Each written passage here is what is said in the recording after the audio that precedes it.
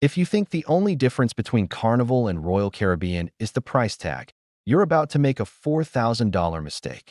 Most travelers assume these two giants are interchangeable, just floating cities with pools and buffets. Wrong. In 2026, the gap between the fun ships and the engineering marvels has widened into a canyon.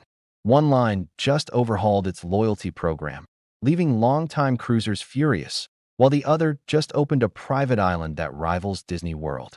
We're diving into the 11 brutal differences you need to know before you swipe your card, because secret number 7 is currently causing a massive rift among cruise veterans. 1. The cheaper trap. Let us talk about the biggest lie in the travel industry. The idea that Carnival is the budget king while Royal Caribbean is always the expensive upgrade. In 2026, if you follow that logic, you are walking straight into a financial ambush. Most cruisers look at the glossy brochures and assume they can save $500 just by picking the fun ship. But here's the reality the cruise lines don't want you to see. If you look at a 7-night Caribbean sailing on the shiny new Carnival celebration, you are often paying a massive new ship premium.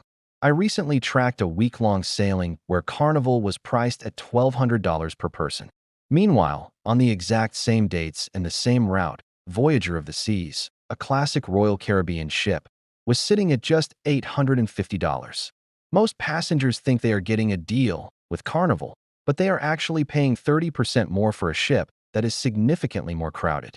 But here is the catch. It gets even more deceptive when you look at the hidden fees. Royal Caribbean tends to be more transparent with their pricing up front. Carnival has a habit of showing a lead price that looks amazing, but it suddenly jumps by hundreds of dollars on the final payment screen once port taxes and mandatory gratuities are added. If you book based on that first number, you aren't just losing money. You are losing the budget for that shore excursion you've been dreaming about. You'll end up on a vacation that feels budget in quality but cost you premium dollars. Don't be the person standing on a packed deck wondering why you paid more to have less space. To avoid this, never trust the price on the search results page. Click all the way through to the final payment screen on both websites to see the true bottom line before you commit. 2. The crowd nightmare. If you hate waiting 10 minutes for an elevator or fighting for a deck chair at 7 a.m., this next difference is going to be the most important factor in your entire vacation. Royal Caribbean ships are much larger than Carnivals, but here is the irony. They actually feel way less crowded. Most passengers think a bigger ship means more chaos, but the truth is exactly the opposite. It all comes down to a secret industry metric called the space ratio. This is calculated by taking the ship's total size and dividing it by the number of passengers. Royal Caribbean's Oasis-class ships are engineering marvels designed with neighborhoods that split the crowds up. Their space ratio consistently scores in the mid-40s. Carnival's newer ships, like Mardi Gras and Celebration, have taken a different approach. They are packing more cabins into less square footage, which drops their space ratio into the mid-30s. On a sea day, this becomes a living nightmare. On a Carnival ship, you will find yourself in a constant mosh pit, energy at the buffet, and shoulder-to-shoulder at the pool. You'll spend half your vacation navigating through human traffic jams just to get a slice of pizza. But on Royal Caribbean, even with 6,000 people on board, you can often find a quiet corner because the ship is designed to breathe. If you value your personal bubble, ignoring this ratio is the fastest way to ruin your trip. You don't want to spend your hard-earned time off feeling like a sardine in a tin can. To ensure you have breathing room, look up your specific ship on a site like Cruise Critic and check the passenger-to-space ratio. If it's under 35, be prepared for a very crowded week. 3. The private island war. The battle for the Bahamas has officially reached a boiling point in 2026, and your choice of cruise line now dictates whether you have a relaxing beach day or a high-priced theme park headache. For years, Royal Caribbean's perfect day at CocoCay was the undisputed heavyweight champion. It has the tallest water slide in North America and a massive helium balloon. But here is the problem. It has become a victim of its own success. Most cruisers don't realize that Royal Caribbean often docks 2 of their largest ships at the island simultaneously. That means you are sharing one small island with 12,000 other people. If you want to use that famous water park, you'll be shelling out an extra $150 per person on top of what you already paid for the cruise. Now, Look at Carnival's answer. Celebration Key. This massive new destination opened fully for the 2026 season, and their strategy is completely different. Instead of focusing on expensive thrills and water slides, Carnival is focusing on vibe. They've built massive lagoons and included more free beach space in the base fare. It feels like a local Bahamian festival rather than a corporate theme park. If you choose Royal, you might feel like being nickeled and dimed just to have fun on land. If you choose Carnival, you get a more authentic, open-air experience without the constant upcharges. But here is the warning. If the weather is bad, Royal's pier is much more stable, whereas Carnival passengers still face a higher risk of skipping the island entirely. Instead of booking for the slides, check the ship's in port schedule for your date. If CocoCay is hosting 2 Icon-class ships, skip it and look for a Carnival sailing to Celebration Key instead. 4. The free food decline. Carnival is currently smoking Royal Caribbean when it comes to high-quality food that is actually included in your base fare. In 2026, most cruisers are tired of being badgered to pay an extra $50 for a steak. And if that sounds like you, the difference between these two lines will be the deciding factor for your stomach. Most passengers think all cruise food is created equal, but the reality is that one line is moving toward a pay-to-play model while the other is doubling down on variety. On a Carnival ship, your included options are stacked.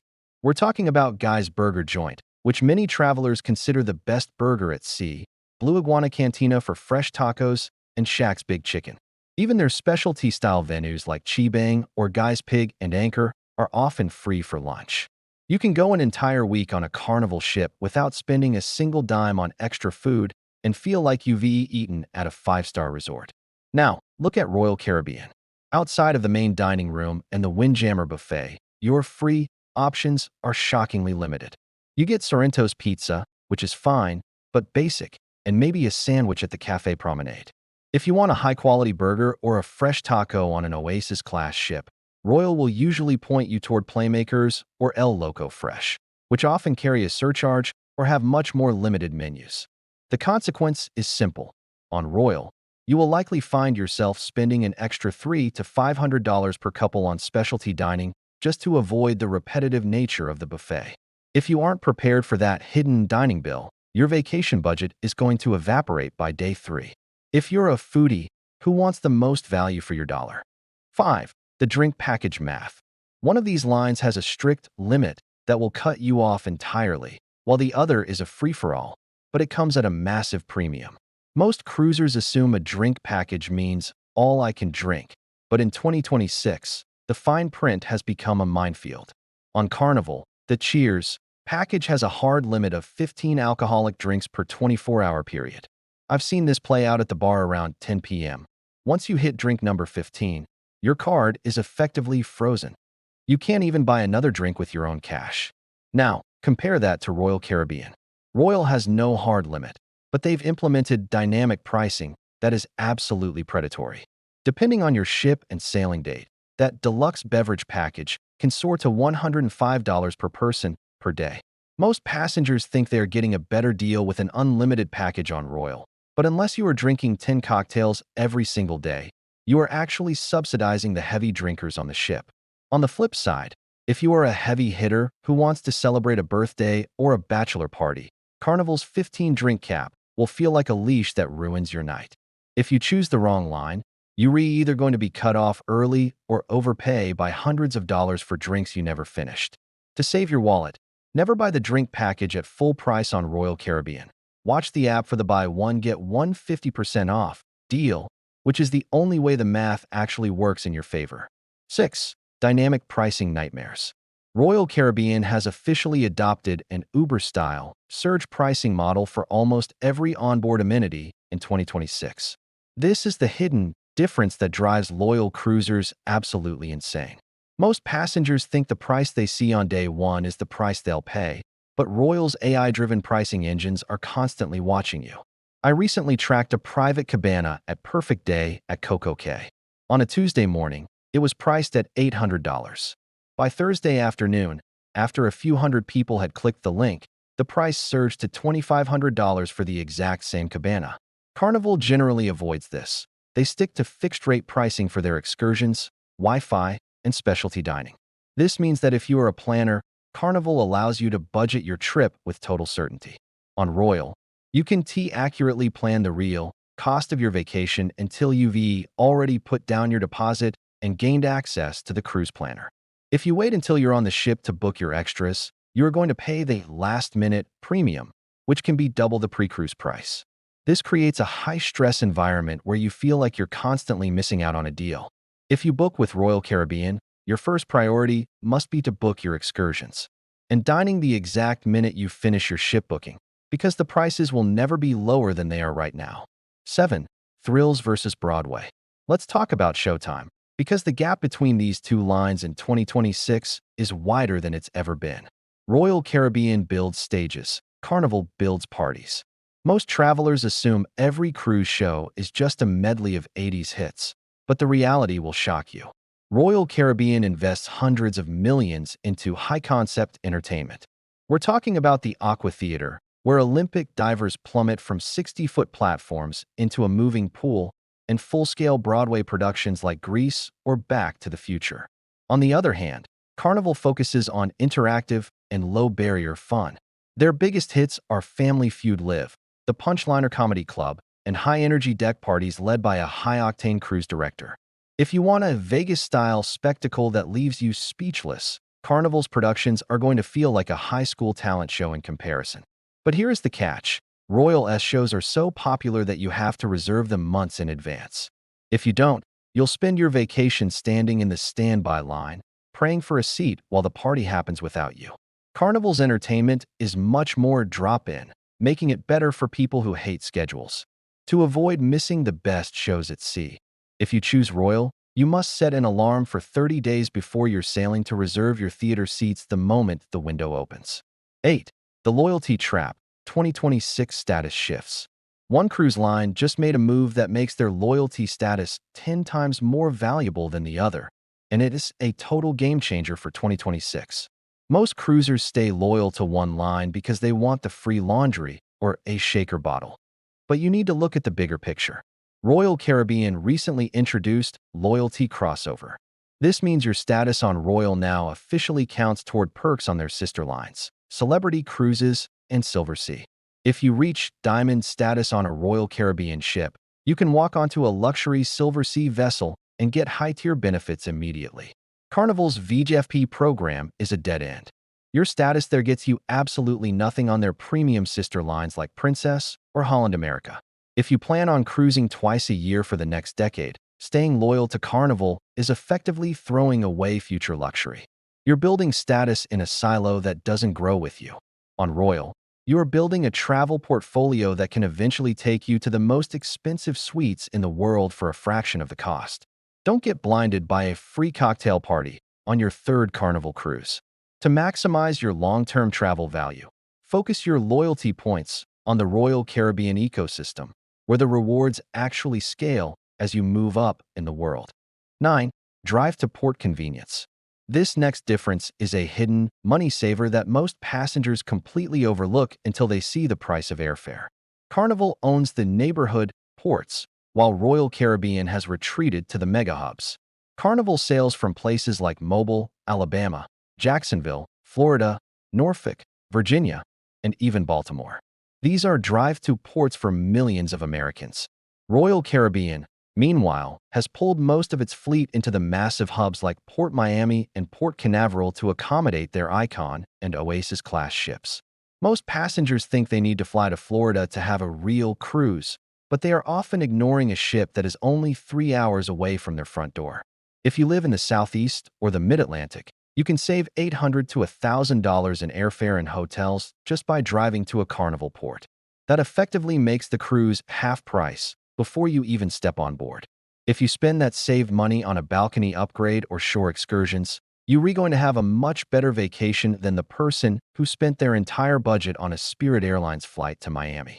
Before you book that flight, map the distance to the nearest Carnival port. Driving to a 5-day sailing is often more relaxing and significantly cheaper than flying to a 7-day Royal Caribbean megaliner. 10. The Internet and App Experience. In 2026, being connected isn't a luxury, it's a requirement. But one of these lines is still stuck in the dial-up era while the other is light years ahead. Most cruisers assume Wi-Fi is Wi-Fi, but that assumption will lead to a very frustrating week if you need to stay in touch with the world. Royal Caribbean's VOOM service, powered by Starlink, is the gold standard of the industry. You can reliably host a Zoom call, stream Netflix, or FaceTime your kids from the middle of the ocean. Carnival's Wi-Fi is notoriously spotty. Even on their newest ships, users report frequent drops and dead zones in the cabins. If you are a digital nomad or just a parent who needs to check in on the babysitter, Carnival's technical hurdles are going to cause genuine stress. If you choose Carnival, you have to be okay with being off the grid for large chunks of time. But if you're on Royal, the seamless app experience allows you to book dining, check your folio, and chat with friends without a hitch. The consequence of picking the wrong tech tier is that you'll spend your vacation standing at the guest services desk trying to fix your connection. To stay sane, never buy the social Wi-Fi plan on Carnival. It is restricted and incredibly slow. Always go for the premium plan or accept that you'll be totally offline until you hit port. 11. The vibe check. The biggest difference between these two lines isn't the water slides or the menus. It's who is standing next to you at the bar.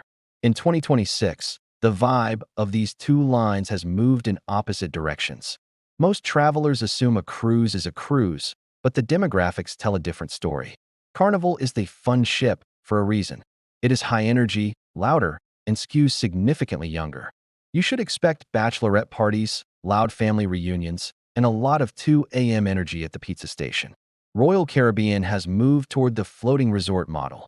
It is more multi-generational and sophisticated. While there are still parties, the ship usually calms down significantly after midnight. If you are booking a quiet, romantic 25th anniversary trip, picking Carnival is a massive mistake. You will be woken up by someone yelling in the hallway at 1 a.m. But if you are a group of friends looking to blow off steam, Royal Caribbean might feel a bit too stiff and corporate for your taste. Booking the wrong vibe is the fastest way to feel like an outsider on your own vacation.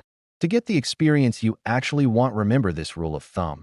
If the cruise is under 5 days, it's a booze cruise on both lines. If you want a mature, relaxed crowd, you must stick to 7-night sailings or longer on Royal Caribbean.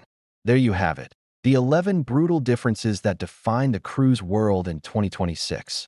Choosing between Carnival and Royal Caribbean isn't about which line is better in a vacuum. It's about which one fits your specific needs, your budget, and your personality. If you want the absolute best included food, the convenience of a local port, and a nonstop party atmosphere, Carnival is your winner. But if you want high-tech thrills, Broadway-caliber shows, and a loyalty program that actually rewards you for the long haul, Royal Caribbean is the only real choice. The days of blind loyalty are over. Stop booking based on the flashy Super Bowl commercials and start booking based on the math and the space ratio. What about you?